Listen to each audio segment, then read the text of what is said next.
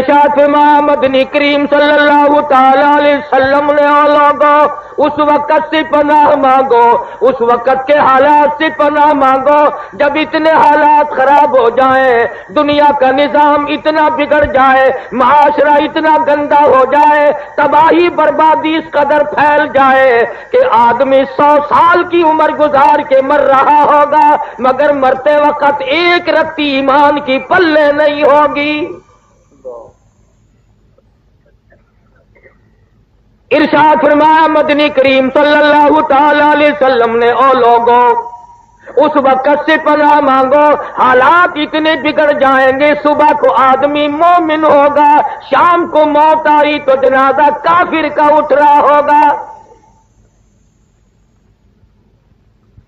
ارشاد فرمایا مدنی کریم صلی اللہ تعالی علیہ وسلم نے او لوگوں موت کی تلخی سے پناہ مانگو، اتنی شدید تلخی آتی ہے مرنے کے بعد لاکھوں برس تک منہ میں تلخی نہیں جاتی۔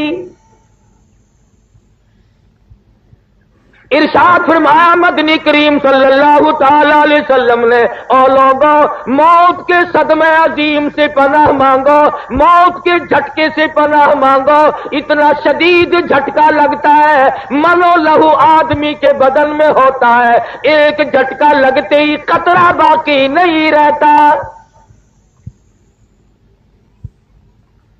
ارشاد فرمایا مدنی کریم صلی اللہ تعالی علیہ وسلم نے او لوگوں موت کی سختی سے پناہ مانگو جس سے کانوں کے پردے پھٹ جاتے ہیں۔ ارشاد فرمایا مدنی کریم صلی اللہ تعالی علیہ وسلم نے او لوگوں موت کے وقت کے پسینے سے پناہ مانگو، اتنا سخت پسینہ آتا ہے ساری عمر میں کبھی نہیں آیا ہوگا۔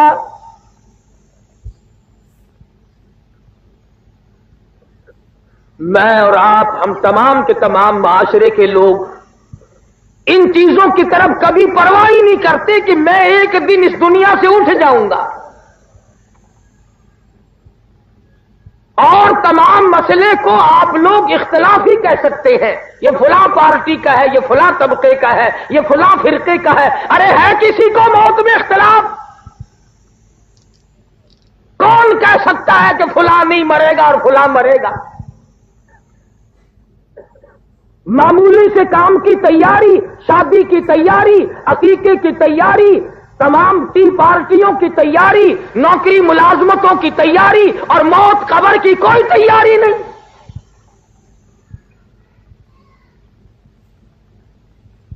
توبہ کرنا ہم بھول گئے، خدا کے حضور میں رونا دھونا ہم نے چھوڑ دیا۔ ایک گناہ کرنا اور پھر اکڑ رکھنا۔ کئی ساتھی دلوں میں یہ رکھے بیٹھے رہتے ہیں یہاں جیل خانے کے اندر بھی کہ میں باہر جاؤں صحیح فلانے کو دیکھوں گا، پھر اللہ کا کرم مانگتا ہے، ادھر جذبہ انتقام کی آگ بھڑکاتا ہے، ادھر اللہ سے کرم مانگتا ہے۔ امام الانبیاء محبوب کبریا حضرت محمد مصطفیٰ صلی اللہ تعالی علیہ وسلم کی ذات اقدس ہے۔ صحابی کہتا ہے میں اس وقت تک مسلمان نہیں بنا تھا، اپنے ابا کے ساتھ مکے میں آیا، کہتا ہے میری آنکھ نے دیکھا چاروں طرف لوگوں کا مجمع ہے، کسی کے ہاتھ میں ہڈی، کسی کے ہاتھ میں روڑا، کسی کے ہاتھ میں پتھر، چاروں طرف کے لوگ مار رہے ہیں، ایک ذات بیچ میں کھڑے ہو کر بلا کسی جھجک تحمل کیے برابر مار کھا رہے ہیں، روکنے والا کوئی نہیں، ٹوکنے والا کوئی نہیں، بچانے والا کوئی نہیں۔ صحابی کہتا ہے میرے دیکھتے دیکھتے ایک معصوم بچی آئی، اس کے ہاتھ میں پانی کا پیالہ ہے، اس نے زمین پہ رکھ دیا اور لوگوں کو مخاطب ہو کے کہنے لگی او لوگوں میرے ابا کا قصور بتاؤ، جرم بتاؤ، گناہ بتاؤ، اور مکے والوں نہ مارو، امام الانبیاء شہنشاہ کائنات ہے۔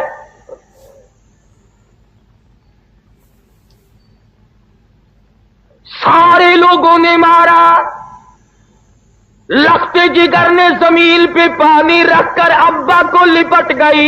علماء کرام نے لکھا ہے سیدہ زینب رضی اللہ تعالیٰ عنہا کے کپڑے بھی لہو میں ڈوب گئے.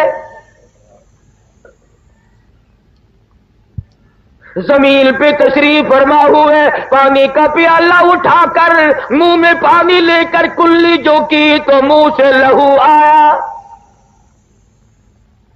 پوچھتی ہے میرے ابا, رشتہ دارانہ جھگڑا نہیں, مکان دکان کا جھگڑا نہیں, زمین جائیداد کا جھگڑا نہیں, خاندانی رقابت نہیں, آپ کو لوگ مارتے کیوں ہیں؟ فرمایا لختے جگر تیرا ابا لوگوں کو دوزخ سے نکال کر جنت کا وارث بنانا چاہتا ہے, شرک کی لعنت سے نکال کر اللہ کی ذات و صفات اور توحید باری تعالیٰ پہ لانا چاہتا ہے, اس لیے مار پڑ رہی. سرکار دو عالم صلی اللہ تعالی علیہ وسلم گھر میں تشریف لائے, فرمایا لختے جگر پانی لا. سمجھی میرے ابا کو پیاس لگی ہوگی. سیدہ فاطمہ الزہرا رضی اللہ تعالیٰ عنہا پانی لے کر حاضر خدمت ہو گئی. سمجھی وضو فرمائیں گے, پانی پیئیں گے, مگر آپ نے سر مبارک جھکا دیا. فرمایا لختے جگر میرا سر دھو ڈالو, کسی نے گندگی پھینک دی. سیدہ دھوتی بھی جاتی ہے, روتی بھی جاتی ہے. کون شقی القلب تھا, کون سنگ دل تھا, کون ظالم تھا, 14ویں کے چاند لاکھوں قربان کر دو اس چہرے انور پر. والضحی واللیل اذا سجا, اور میرے محبوب تیرے چمکتے چہرے کی قسم. نعرہ تکبیر. کہ لختے جگر جب کسی کو صحیح راستے پہ لاؤ گے قوم پتھر مارے گی. سوال کرتی ہے لختے جگر ابا جان اب تو گھر میں تشریف رکھو, اللہ کا قرآن اگر مکے والے نہیں سنتے, امی جان سنیں گی, رقیہ بہن سنے گی, میں سنوں گی, ہمیں سناؤ. فرمایا لختے جگر بڑی مجبوری ہے. قرآن میں اللہ پاک فرماتے ہیں وَأَنذِرْ عَشِيرَتَكَ الْأَقْرَبِينَ, اپنوں کو ڈرا. یا ایھا المدثر قم فانذر, اٹھو ڈراؤ اپنی قوم. نبی کریم صلی اللہ علیہ وسلم نے 13 سال مار کھائی اس قرآن اور دین اور ایمان اور اسلام کے لیے. خود ارشاد فرمایا جتنا اللہ کی راہ میں مجھے ستایا گیا اتنا کسی کو نہیں. ایک وقت بھی ایسا نہیں پیٹ بھر کے کھانا کھایا ہو. شعب ابی طالب مکہ مکرمہ کے اندر ایک پہاڑ کے درے میں سرکار دو عالم صلی اللہ علیہ وسلم کو صحابہ کرام کو قید کر دیا مکے والوں نے. وہ دودھ پیتے ہیں, وہ مکھن کھاتے ہیں, سبزیاں ترکاریاں کھاتے ہیں, اور محمد صلی اللہ علیہ وسلم کو, آپ کی آل کو, صحابہ کرام کو درختوں کے پتے نہیں ملتے. میں ذمہ داری سے کہتا ہوں میرے تیرے نبی نے 15 دن درختوں کے پتے چبا کر خدا کا قرآن پڑھا. آج تم ہزاروں نعمتیں کھا کر قرآن نہیں پڑھتے. شہنشاہ کائنات صلی اللہ علیہ وسلم نے ایک وقت میں 2 پتھر اپنے پیٹ پہ باندھ کر خدا کا قرآن پڑھا. آج لوگ مکھن کھا کر قرآن نہیں پڑھتے. نعرہ تکبیر. زندگی کے لمحات کس دکھوں میں, کن پریشانیوں میں رات گزرتی ہے, دن بیت جاتا ہے, صبح شام گزر رہی ہے, سارا جہان سوتا ہے, شہنشاہ کائنات مصلی پہ کھڑے ہو کر ساری رات روتے ہیں. آج امت کو یاد نہیں, انہوں نے تو تجھے عرش عظیم پہ بیٹھ کے نہ بلایا. کس کی سفر کا ذکر کروں, مہینہ بھی رجب کا ہے, معراج شریف کا مہینہ ہے. آپ کی زندگی کے نرالے دو سفر، ایک معراج شریف اور ایک ہجرت مبارک، کمال ہو گیا۔ معراج کے لیے جبریل آیا، معراج کے لیے جبریل آیا اور اطلاع دی کہ اللہ پاک نے آپ کو بلایا ہے، اور ہجرت کے لیے رسول اکرم صلی اللہ علیہ وسلم صدیق کے دروازے پہ خود تشریف لائے۔ جبریل براق ساتھ لایا سواری کے لیے، ہجرت والی رات میں صدیق نے کہا میری موجودگی میں کیسے براق، میں خود سواری بنوں گا۔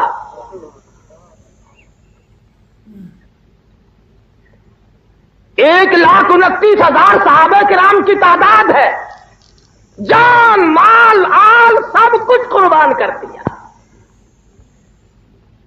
اگر ہم صرف کلمے والی زندگی بنا لیں اور سچے معنوں میں مسلمان بن جائیں، میرا تو یہ ایمان ہے کہ اگر ہم پاکستانی لوگ مسلمان بن جائیں، ہمارے اخلاق کردار کو دیکھ کر روئے زمین پہ ایک بھی کافر باقی نہیں رہے گا۔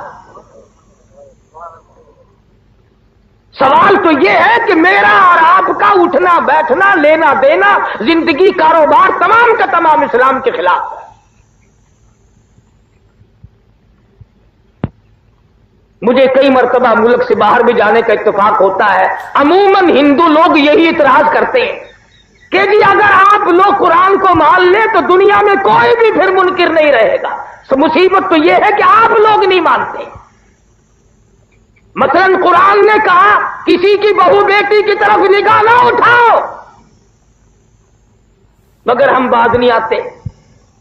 قرآن کریم نے مطالبہ کیا، حکم دیا شراب نہ پیو حرام ہے، ہم نے کہا نہیں جی یہ پیسے جو اللہ نے دیے ہیں ان کو پھر ہم خرچ کہاں کریں۔ قرآن کریم نے کہا جوا نہ کھیلو، اس نے کہا جی پھر اور دن نہیں کٹتا، رات کو دل نہیں لگتا، پھر وقت کیسے کٹے۔ قرآن کریم نے کہا کسی کو قتل نہ کرو، ارشاد فرمایا مدنی کریم صلی اللہ تعالی علیہ وسلم نے جب مسلمان کے لیے ہتھیار اٹھاتا ہے اللہ کا عرش عظیم کانپنے لرزنے لگ جاتا ہے۔ اللہ پاک پوچھتے ہیں تجھے کیا ہوا، عرش عظیم رو کے کہتا ہے ناحق مسلمان کا خون ہو رہا ہے۔